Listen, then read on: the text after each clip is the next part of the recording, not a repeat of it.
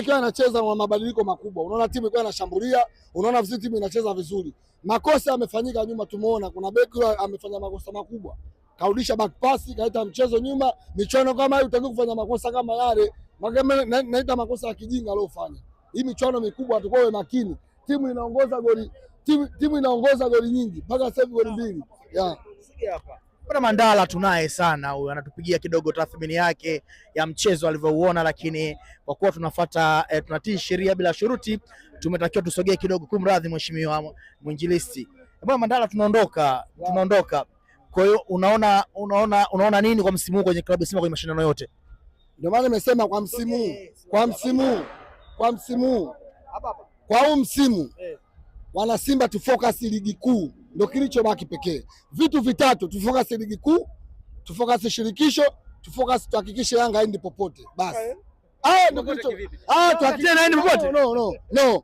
Hasira zilizobaki ambaye vitu vikuu vitatu ndio tufanye. Cha kwanza tufocus ligi kuu, cha pili shirikisho, cha tatu tuhakikishe Yanga haendi popote.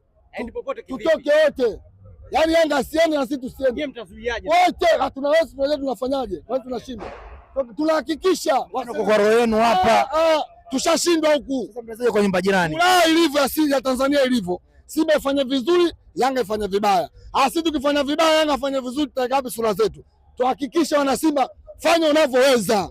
Yaani fanya unavyoweza, uwe mganga, uwe mchawi, uwe shehe, uwe padri, fanya unachoweza, tuhakikisha Yanga ni popote. Wewe utafanya nini ili Yanga sio popote? Wewe utafanya nini Yanga sio popote? Wewe anzia wewe sasa. Mimi nitajua cha kufanya. Wewe mwanachama, mimi sio mganga, nitajua cha kufanya. Dua nini, nitasoma dua. Ninavyoweza mimi. Nitasoma dua Yanga siende popote kwa sababu Yanga kifuzu sura tutaika wapi sisi? Yanga afuzu kwa sababu kumbuka makundi kipindi yanapangwa. Tulisema kundi la Yanga kundi la nini? La kifo. Mnakumbuka mnasahau?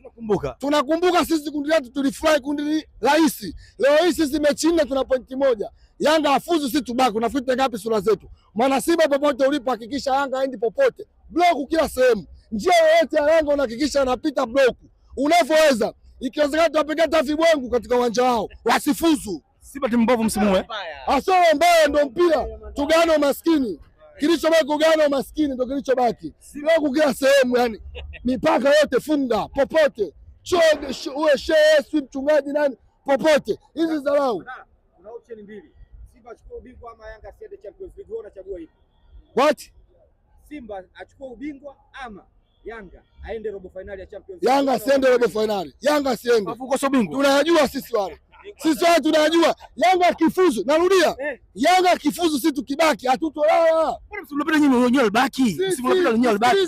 Sisi tuna rekodi kubwa. Kumbuka kipindi makundi yanapanga tuliacheka wale. Kama tumwacheka afu sisi tubaki wao waende. Kazi tunao. Sasa tunashindwa kuishi kwa raha. Tunashinda goli 2 wanakuja wanafanya comeback, Waarabu wanachomoa wanashangilia. Kila goli Yanga amekuja kama Waarabu vile wamejaa kule juu. Wamekuja kujazana. Maombi yangu mimi ya Mungu Yanga vyovyote inawezekana nao asiende popote. Basi bloku kila sehemu, kila idara.